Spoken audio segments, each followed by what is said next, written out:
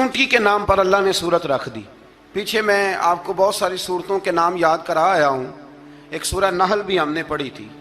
تو اللہ تبارک و تعالیٰ نے اس سورت میں قرآن کریم کی حقانیت، مومنین کی صفات، مختلف انبیاء کے احوال، اللہ تعالیٰ کی توحید پر دلائل، قیامت کی ہولناکیاں اور حیات بعد الموت کا ذکر فرمایا۔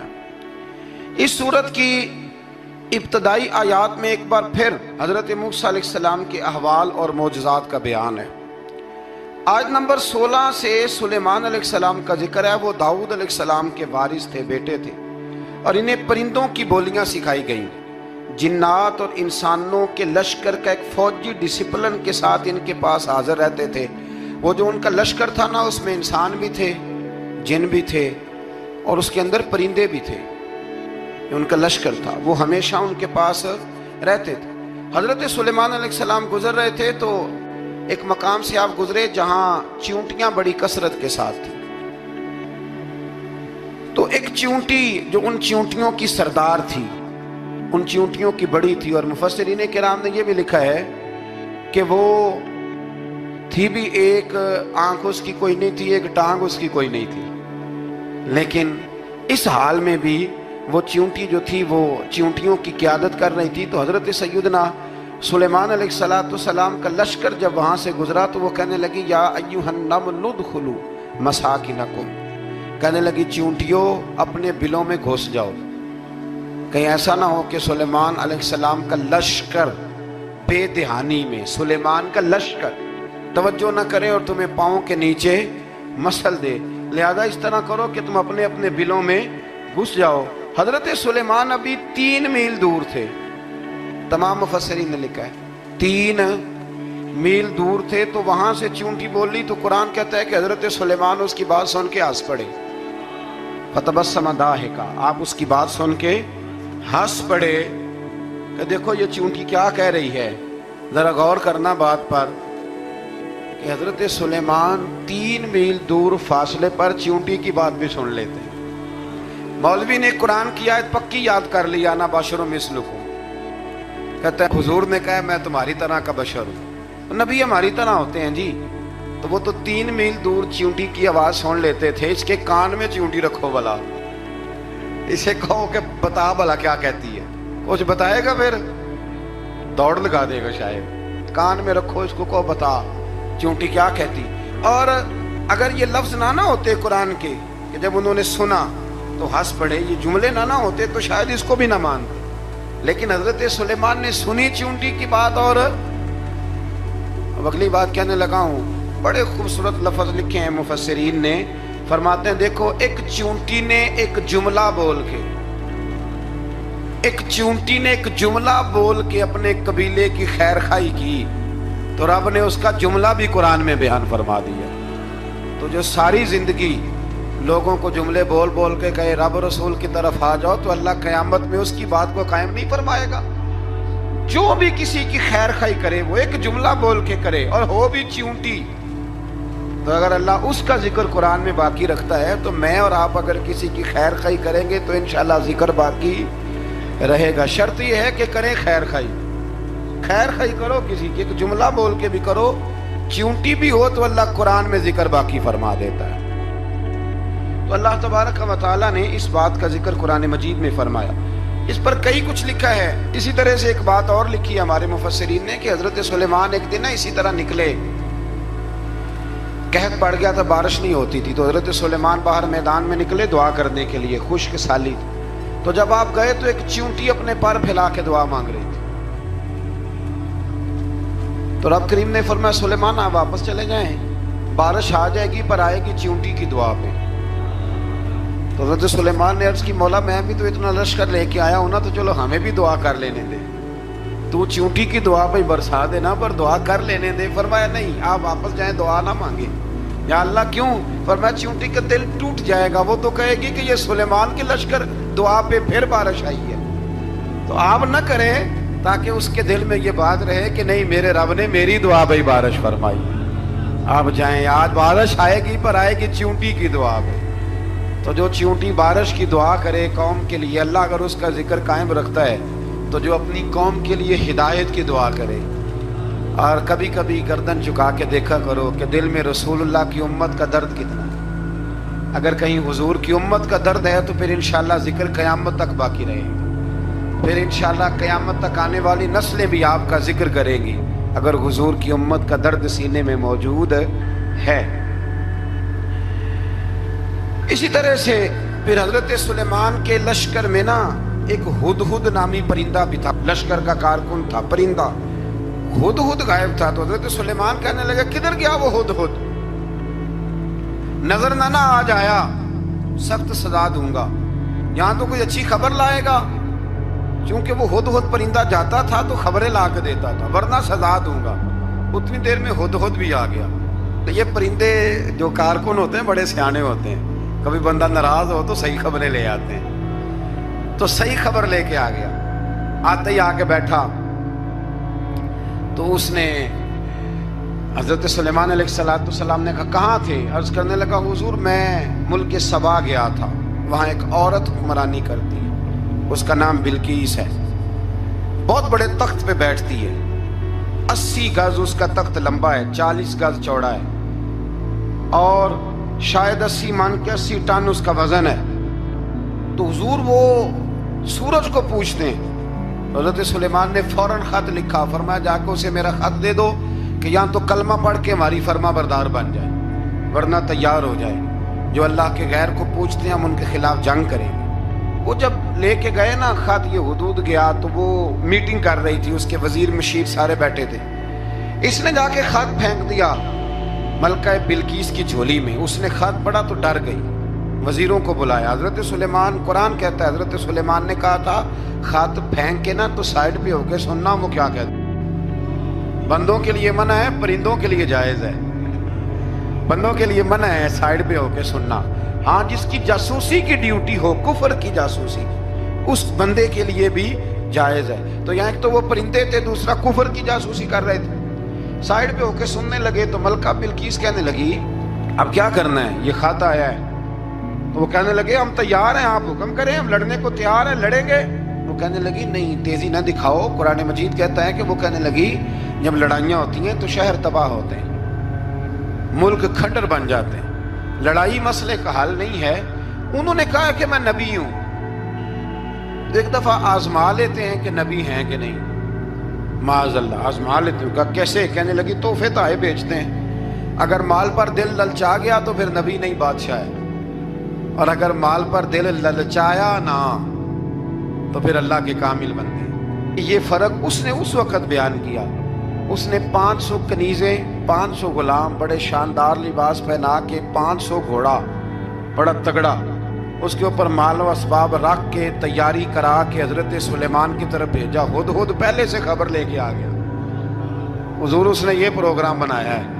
وہ جب آیا سارا کچھ تو حضرت سلیمان دیکھ کے جلال میں آ گئے، فرمانے لگے اسے جا کے کہہ دو تو مجھے کیا تحفے بھیجے گی، میرے رب نے مجھے مالا مال فرمایا ہوا ہے، نے مالا مال کیا میرے مالک نے، جا اسے جا کے کہہ تو کیا تحفے دے گی۔ جب رب دیتا ہے تو پھر کوئی کمی نہ وہ نہیں چھوڑتا۔ بندے کیا دے سکتے ہیں، بندے تو بیچارے 10 دے کے تو 10 دن ان کی آنکھیں نہیں کھلتی۔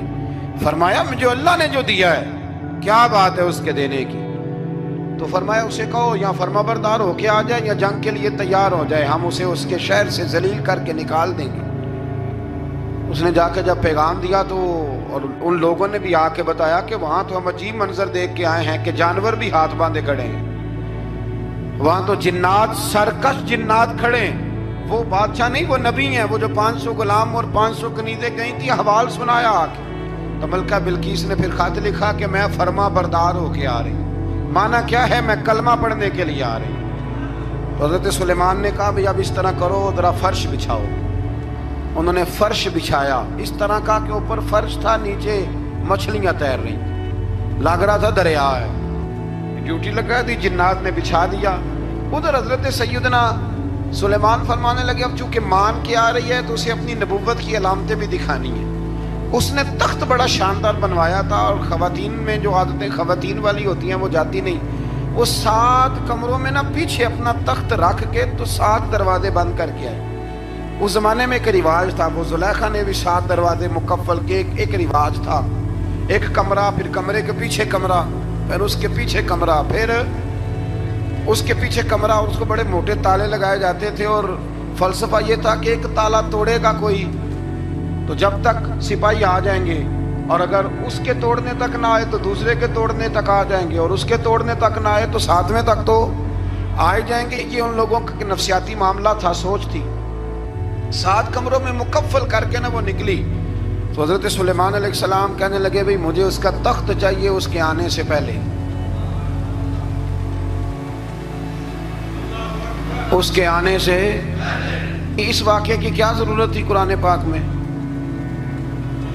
یہ کیا حاجت تھی یہ تخت والی ساری بات قرآن نے کیوں بیان کی؟ پوچھیں آپ اپنے دل سے بھی اور انکار کرنے والے منکرین سے بھی، اس کی کیا ضرورت تھی؟ وہ جو کہتے ہیں جی ولی کی کرامت کی کیا ضرورت ہے، سیدھی سیدھی نماز پڑھو، روزہ رکھو، حج کرو، زکوٰۃ دو، تو پوچھو ان سے ایک سورت نمل کے اندر اس ساری تفصیل کی کیا ضرورت تھی؟ ختم ہو گئی جب وہ کلمہ جو پڑھ رہی ہے، تو پھر اس سارے واقعے کو رب کیوں بیان فرماتا ہے؟ حضرت سیدنا سلیمان فرمانے لگے تخت چاہیے، اور چاہیے اس کے آنے سے پہلے۔ قال عفریت من الجن، جنوں میں سے ایک بہت بڑا جن بولا، کہنے لگا حضور آپ کا یہ تخت برخاست ہونے سے پہلے لے آؤں گا۔ یہ جو آپ میٹنگ کر رہے ہیں نا، یہ آپ فیصلے ختم، کچھ نے لکھا صبح سے شام تک میٹنگ ہوتی ہے اور اس کو آنے میں پتہ نہیں کتنے دن لگیں گے، تو میں یہ برخاست ہونے سے پہلے، اور کچھ نے کہا دی آپ شرط کیوں لگاتے ہیں کہ صبح سے شام تک ہوتی؟ اس جن نے کہا دی آپ 10 منٹ میں فارغ ہو جائیں، آپ فارغ ہوں گے تو تخت آ جائے گا۔ مفسرین نے لکھا ہے کہ جب قرآن کہتا ہے کہ اس نے کہا کہ آپ کے فارغ ہونے سے پہلے، تو اس کا مطلب ہے کہ جب آپ اٹھیں گے یہ جگہ خالی کر دیں گے تو تخت یہاں کیویں ہزاروں میل کا فاصلہ ہے آ جائے گا، پر ہوائی جہاز پہ کارگو کرا کے، جی DHL کے ذریعے کیسے آئے گا؟ وہ آئے گا تو بس آئے گا۔ تو حضرت سلیمان کی تو بادشاہت تھی نا زمانے پہ، فرمانے لگے نہیں نہیں تو لیٹ ہے، تو لیٹ ہے، تو ہمیں جانتا ہی نہیں، ایٹ سٹ تے پکھڑا کوار گندل، اسی اور بھی بوٹیاں جاننے ہاں، یہ تو لیٹ ہے، ابھی ہماری طاقت اس سے زیادہ ہے۔ بڑی کمال بات لکھی ہے لکھنے والوں نے۔ ایک مفسر نے لکھا ہے کہ ابھی حضرت سلیمان نے غلاموں سے منگوایا ہے،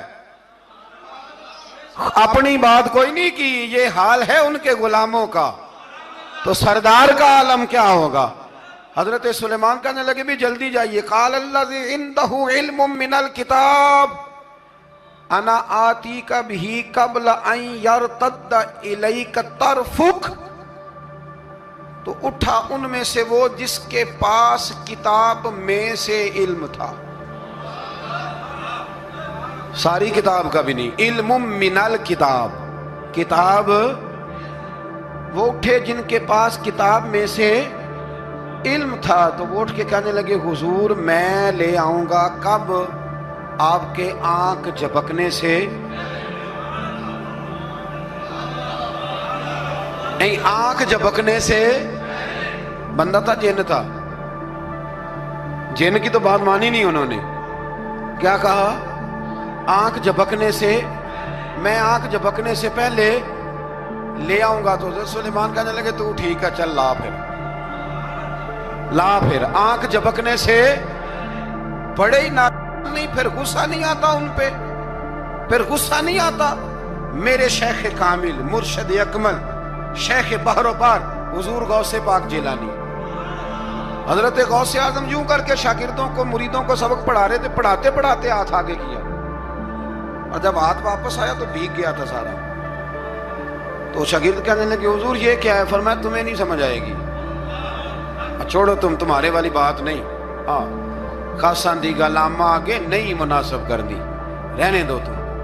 کچھ وقت گزرا تو کچھ لوگ آ گئے، ابھی کلاس ختم نہیں ہوئی تھی، کپڑے بھیگے ہوئے ہو، وہ شاگرد پہلے ہی منتظر تھے، کہا تمہیں کیا ہوا؟ کہنے لگے دریا میں جا رہے تھے، اچانک ہچکولیں آنے لگے، تو ہم نے کوئی کسی بے عمل کا بازو تو نہیں نہ تھاما، ہم غوث اعظم کے ماننے والے ہیں، تو دریا میں کہا یا شیخ عبد القادر جیلانی شیئا للہ، اللہ کے راستے میں مدد کرو۔ تو کہنے لگے بس ایک ہاتھ ہی آیا ہے، اور یوں کشتی کھینچ کے باہر نکالیا تو اب وہ شاگرد سارے چپ کر گئے، کہنے لگے جواب کیوں نہیں دیتے؟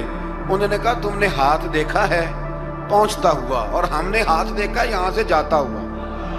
تم نے پہنچتا ہوا دیکھا ہے تو ہم نے حضرت بہاؤالحق نقشبند بخاری، ان کی ایک مریدنی تھی، اوپر چبارے پہ کسی نے اس کی عزت پہ ہاتھ ڈالا، چبارے پہ اوپر والی منزل پہ، اس مریدنی نے اپنی عزت بچانے کے لیے چھلانگ لگا دی۔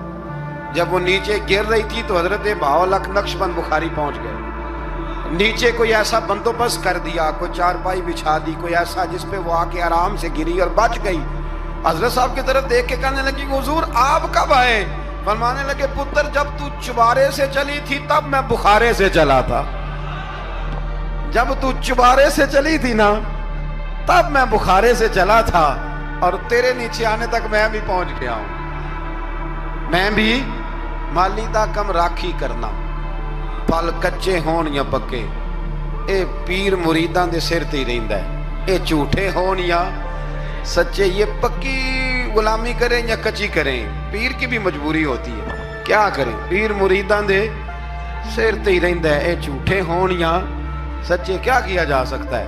لیکن نا نافرمان بیٹے کا بھی تو جائیداد میں حصہ ہوتا ہے نا، نافرمان بھی ہو تو جائیداد میں حصہ، تو چلو باپ ناراض رہے گا تو اللہ ناراض رہے گا، بات الگ ہے، پر جائیداد کا حقدار تو ہے نا، چاہے نافرمان ہی ہے۔ پیر مریداں دے سر تے ہی رہندا ہے، اے جھوٹے ہون یا۔ پھر وہ تخت آ گیا تو حضرت سلیمان سے پوچھا یہ کیا ہے؟ قال ھذا من فضل ربی، فرمانے لگے کچھ بھی نہیں۔ حضرت سلیمان کہنے لگے یہ میرے رب کا فضل ہے۔ شاید سب مفسرین نے بڑی بڑی باتیں کی ہوں، پر یہاں ایک قاضی ثناء اللہ پانی پتی رحمت اللہ علیہ کا فقرہ میں پڑھ رہا تھا، بڑا مزہ آ رہا تھا۔ قاضی صاحب فرمانے لگے اس آیت پہ، قاضی صاحب کہتے ہیں جن پر نرا فضل تھا، ھذا من فضل ربی، نرا فضل، فرمایا ان کی تو اتنی طاقت ہے کہ وہ ہزاروں میل دور سے 80 گز لمبا 80 گز چوڑا تخت آنکھ جھپکنے سے پہلے لے آتے ہیں، اور جن کے بارے میں اللہ فرماتے ہیں بشر المؤمنین بِأَنَّ لَهُم مِّنَ اللَّهِ فَضْلًا كَبِيرًا، فرمایا محبوب اپنے غلاموں کو خوشخبری دے دیں، باقیوں پہ نرا فضل تھا، ان پر تو فضل کبیر ہے، ان پر تو بڑا ہی فضل ہے اللہ کا۔ تو فرمایا جن پر فضل کبیر ہو، ایک نہیں، اس پر میں بڑے دلائل دے سکتا ہوں، کرامات اولیاء پر میں بڑے ہی دلائل دے سکتا ہوں، بڑے۔ غوث اعظم رضی اللہ تعالیٰ عنہ کے بعد بادشاہ آیا تو کہنے لگا پیر تب مانوں گا جب سیب کھلائیں گے، سیب کا موسم ہی نہیں تھا۔ تو حضرت صاحب آتے ہی اسے کہنے لگے اب تو میری ولایت کو سیبوں پہ تو نہ تول، اب سیب کھلائے تو ولی یا نہ کھلائے تو ولی کوئی نہیں، یہ تو اب میری ولایت کو سیبوں پہ تو نہ تول۔ تو حضرت صاحب نے یوں ہاتھ اٹھایا تو اللہ نے 2 سیب عطا فرمائے۔ تو وہاں جملہ ہے حضور غوث اعظم کا، فرمانے لگے اگر اللہ حضرت مریم سلام اللہ جو بنی اسرائیل کی ولیہ ہیں، ولی ہے نا، وہ نبی تو نہیں نا، عورت نبی نہیں ہو سکتی، فرمایا اگر اللہ انہیں بغیر موسم کے پھل دے سکتا ہے میں تو محمد عربی کا نوکر ہوں۔ فرمایا اب نہ 2 سیب آئے تھے، تو وہ کہنے لگا میرے تو دل میں 1 سیب تھا نا، تو حضور غوث اعظم نے نا 1 سیب مجھے دیا، 1 میں نے کھایا تو 1 غوث پاک کھانے لگے، کہتے ہیں میں نے منہ میں رکھا ذرا ترش تھا، تو میرے چہرے کا وہ رنگ دیکھ کے نا، اثر دیکھ کے کہ تلخی محسوس، تو غوث اعظم کہنے لگے میرے والا کھا۔ 1 انہوں نے کاٹ کے ٹکڑا دیا، کہتے کھایا تو بڑا میٹھا تھا، تو میں نے کہا حضور آئے تو دونوں ہی غیب سے ہیں، تو آپ کے والا میٹھا ہے میرے والا کڑوا ہے، تو آپ فرمانے لگے آئے تو دونوں غیب سے تھے، پر ایک کو ذرا ظالم کے ہاتھ لگ گئے ہیں نا، اس کو تنبیہ بھی کر دی کہ ظلم سے باز آ جا، تنبیہ بھی کر دی، فرمایا ہاتھ ظالم کے لگے اس لیے ترش ہو گیا، سیانا بن، 1 نہیں 20 درجنوں۔ لیکن پتہ نہیں کیوں لوگ اڑ گئے، پتہ نہیں کیوں کڑ کے آ گئے کرامت اولیاء کے معاملے میں۔ بالکل ابھی کسی حدیث میں یہ نہیں آیا کہ اس زمانے میں ولی ہوں گے تو اس زمانے میں ولی نہیں ہوں گے، حضور نے فرمایا میری امت کبھی گمراہی پر جمع نہیں ہوگی۔ اقبال کہتا ہے اولیاء کیا ہوتے ہیں؟ اولیاء کیا ہیں؟ جواسیس القلوب۔ اقبال کہتا ہے ولی کا بہت بڑا ولی تم نے دیکھنا ہو تو اسے دیکھو جو تیرے دل کا جاسوس ہے۔ چلو یہ مشکل بات ہے، میں نہیں چھیڑتا، لیکن جو تیرے وہ جاسوسی کرتا ہے، پر کرتا ہے تیرے دل کی، وہ تیرے دل کا جاسوس ہوتا ہے ولی۔ اور اس پر حضور کی حدیث ہے، فرمایا اس کی فراست قلبی سے ڈر، یہ اللہ کے نور سے دیکھتا ہے۔ ڈر اس کی فراست قلبی سے، اللہ توفیق عطا فرمائے۔ بارہ اس ولی کا نام تھا آصف بن برخیہ۔ آصف بن برخیہ جی حضرت سلیمان کے وزیر تھے۔ وہ آئی ملکہ بلقیس، اور جب وہ آئی نا تو اس نے دیکھا کہ یہ تو آگے سامنے حضرت سلیمان بیٹھے ہیں، اور جو رستہ ہے نا درمیان میں وہ فرش ہے کہ دریا ہے سمجھ نہیں آ رہی۔ تو اس نے نا اپنا یوں کر کے اوپر کپڑا اٹھانا شروع کر دیا کہ نیچے پانی ہے۔ تو حضرت سلیمان کہنے لگے چلتی آ، نیچے کچھ بھی نہیں۔ اس نے پیر رکھا، نیچے مچھلیاں بھی تیرتی جا رہی تھیں۔ حضرت سلیمان علیہ السلام، آج بھی اللہ نے توفیق دی ہے نا، لوگوں نے اس طرح کی تعمیرات بعد میں کی ہیں، لیکن اس کے موجد، اس کے پہلے بنانے والے حضرت سلیمان ہیں اللہ کی دی ہوئی توفیق سے۔ تو وہ ملکہ آپ کے پاس آئی، پھر وہ آپ کی فرما بردار ہو گئی، اور بعد مفسرین نے یہ لکھا ہے کہ اس نے جب کلمہ پڑھا تو پھر اس کا نکاح بھی حضرت سلیمان سے ہوا۔ یہ بھی بعض لوگوں نے لکھا۔ کوڑا تخت دنیا دا باہو،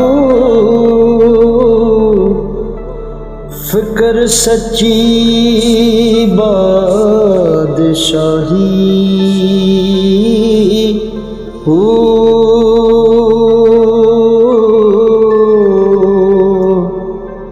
جس دل سے اللہ دا چمکے، عشق بھی کردہ